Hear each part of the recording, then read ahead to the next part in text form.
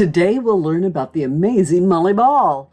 I'm Lori Coffey with the DAR and the Pinellas Genealogy Society. Molly is my second cousin 9 times removed. Do you see a resemblance?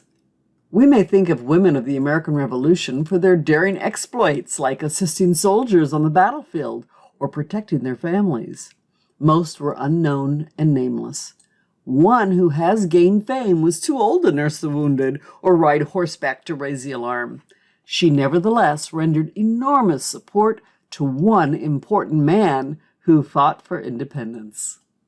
George Washington. She is Mary Ball Washington, the mother of George, known as Molly. While her illustrious son has always overshadowed her, he often said, "All that I am I owe to my mother."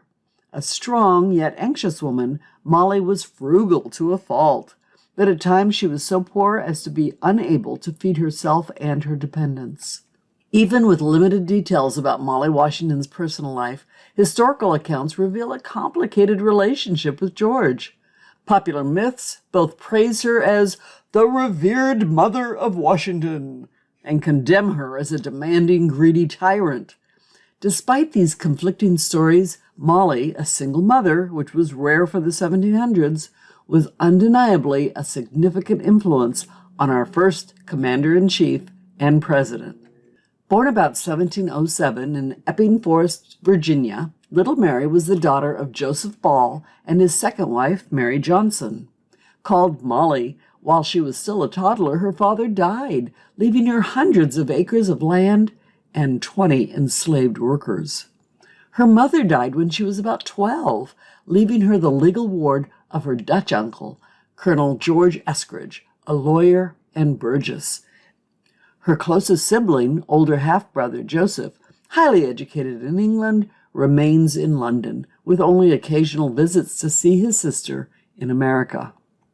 While her education was spotty, they were able to keep in touch through letters.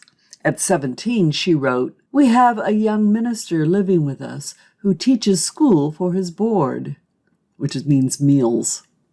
"I am now learning with great haste." A letter about her, torn and faded without signature, describes her as sweet Molly Ball, the comeliest maiden Mama knows. She is tall, very sensible, modest, and loving. Her hair is like unto flax. Her cheeks are like May blossoms. Known as a selfless girl, she would also show what would be considered masculine attributes for 1730, like being a strong, assertive worker. In 1731, her Uncle George and matchmaker introduces his charming niece, called the Belle of Northern Neck, to his recently widowed brother-in-law, Augustine Washington, with 2 young teenage sons and a daughter. The match works! And the next February 22nd, who is born? Their first son, her dear boy, George. They are living at one of their several properties, Bridges Creek. Tragically, one day while Augustine is away, the house is struck by lightning and burns down. Thankfully, Molly and her household escape safely. They move to another of Augustine's estates, across from the city of Fredericksburg, on the northern bank of the Rappahannock River, called Ferry Farm because of the ferry boat service nearby, where George grows strong among the cherry trees, and where Molly gives birth to 5 more children, 3 boys and 2 girls. Sadly, little Mildred dies in infancy. Then Augustine dies when George is 11, leaving Molly in charge of both the family and the farm. She remains single for the rest of her life, a huge sacrifice, for she is not only mistress of the house, but also superintendent of the plantation and guardian of her children's inheritance. Her oldest stepson and friend, Lawrence, now a fine young man of 26, is her confidant and advisor, until he marries Anne Fairfax just a few months later and moves to the estate his father left him that he calls what? Mount Vernon, after an admiral he served under. When he dies in 1752, it will go to Anne, which she later leases to George for her widow's income. At her death in 1761, George inherits it. Now, without a counselor or confidant in this male-dominated society, Molly needs all her toughness and strong will to function. Life on this farm was not laid back. It was hard and exacting for young Molly, now loaded with serious duties. Nearly everything they needed was planted, raised, and manufactured on site. Cotton and wool were spun and woven, and the cloth cut and made into garments for the family and servants. All supplies were kept under lock and key, and Molly, the mistress, with her key basket, moves through larder, storeroom, and smokehouse, weighing, measuring, and giving out all necessary supplies for the house, the kitchen, and servants' quarters. Her routine also includes oversight for curing meats, making lard, soap, and candles, pickling and preserving fruits and vegetables, brewing ale, making blackberry wine and cherry whiskey. Plus, she was apothecary, nurse, and physician for both staff and family. In 1747, now the mother of a teenager, Molly famously refuses to allow her 15-year-old dear boy George to join the Royal Navy, as his half-brother Lawrence proposes. Her half-brother in London agrees with her, suggesting that the Navy would cut and staple him and use him like a dog. George finally switches gears and pursues a career as a land surveyor, a calling Molly can support. While strong for her family and staff, Molly did have a weakness she couldn't hide, an uncontrollable terror of what? Thunder and lightning, not surprisingly due to that house fire early in her married life. She was having supper with a visiting young female cousin when the bolt of lightning hit the house, instantly killing the girl, melting the knife and fork in her hands, right in front of Molly, then, of course, burning down the house. Later, knowing how she suffered during storms, her grown daughter Betty checked on her and found her kneeling by the bed with her face buried in the pillows, praying. As she got up, she said, "I have been striving for years against this weakness, for you know my trust is in God. But sometimes my fears are stronger than my faith." Sometimes she caused the fear in others. One of her nephews wrote that he was more afraid of her than his own parents. Yet he wrote, "She awed me in the midst of her kindness, for she was indeed truly kind. And even now, when time has whitened my locks, and I am the grandfather of a second generation, I could not behold that majestic woman without feelings impossible to describe." No wonder such a woman had a strong nature, which left an indelible impression upon her children and dependents. In the 1700s, parents molded young minds by strictness to lay the foundation which helped to create selfless leaders in the times that try men's souls.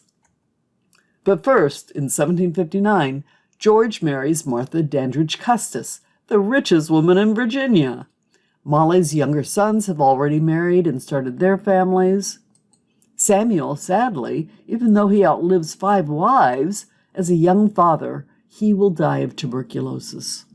John Augustine and his wife Hannah Bushrod will become the parents of 4, including Bushrod Washington, a Supreme Court justice.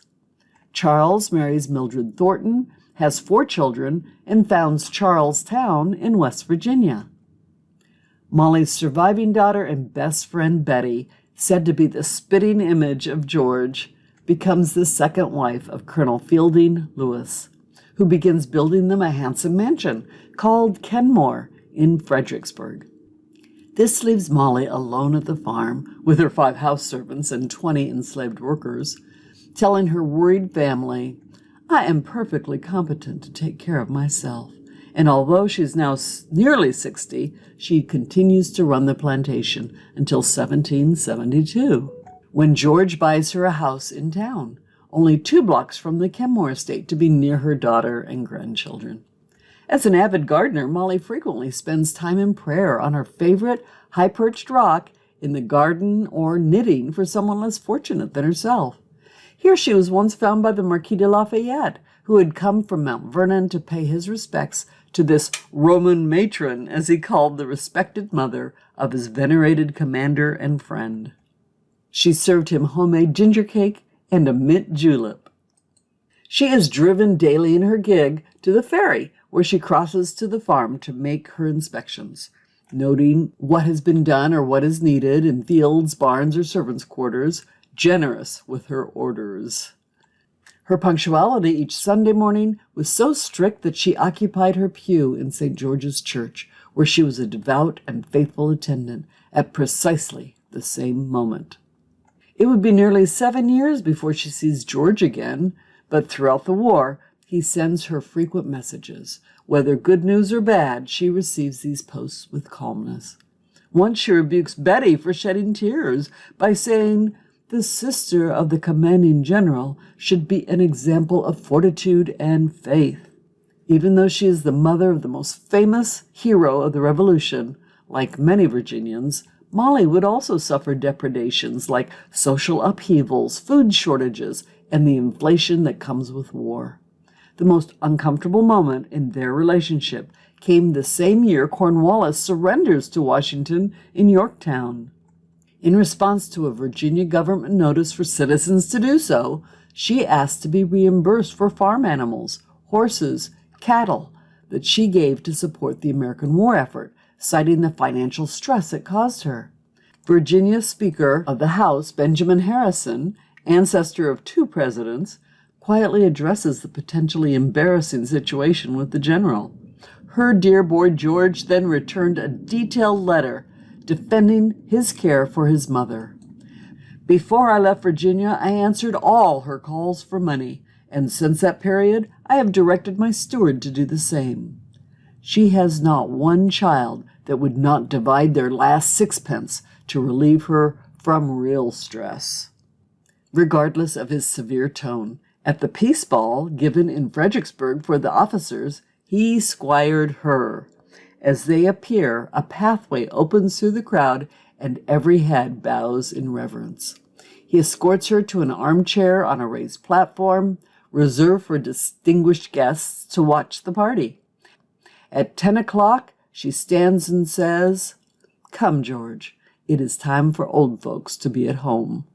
And with a gracious farewell to all, she takes his arm to the door with the same courtly deference. Her aura of authority matches his. When she is gone, one of the French officers exclaims, "If such are the matrons of America, she may well boast of illustrious sons." After George's military career ends, he will frequently visit his mother with great warmth and rejoicing. Each time, a dinner party is given to him at the Old Indian Queen Tavern on his arrival. Card games are then in order, and one time he wins 30 guineas playing Lop-Lou, a popular but occasionally vicious card game. With visits to his boyhood home nearby, he becomes her dear boy George again. Molly still feels the stress of feeding and caring for her household. George responds to his mother's frequent requests for money by urging her to move in with one of her children, like Betty. She refuses and continues to live alone with her servants and their children until the end. She does live to see him elected as the first president of the United States. Shortly after, he travels from Mount Vernon to visit her during her fight with breast cancer. When he sees how she has declined, he tells her he will not return to take office, but stay with her instead. She says no. "Go, George, fulfill the high destinies which heaven appears to have intended for you. And may both heaven's and a mother's blessing be with you always." When she dies on August 25th, 1789, George writes to Betty, "Awful and affecting as the death of a parent is, there is consolation in knowing that heaven has spread ours to an age beyond which few attain." She was 83. George is only 67 when he dies 10 years later, yet he outlives all his siblings. High-ranking members of the newly formed federal government in New York hold 5 weeks of official mourning for her. George wears a black arm badge for 5 months. Molly has bequeathed him her land, plus her best bed and quilt, which he says he highly values since they had been hers. However, no gravestone was placed on the site of her burial at Kenmore. until 1833, when a member of Congress paid to start construction on the Mary Washington Monument. Dedicated by President Andrew Jackson before nearly 15,000 people, the miniature version of Washington's Memorial will become the first ever monument in the world funded by women to the memory of a woman. 3/4 of the donors were DAR members as a project of its first President General, Carolyn Scott Harrison. Completed in 1894, the final dedication was given by President Grover Cleveland. Molly's legacy is also reflected in the University of Mary Washington and other landmarks. I hope you've enjoyed this glimpse into the amazing life of Molly Ball, who grew into the gracious Mary Washington, the strong and loving mother of George, and the first mother of our new nation.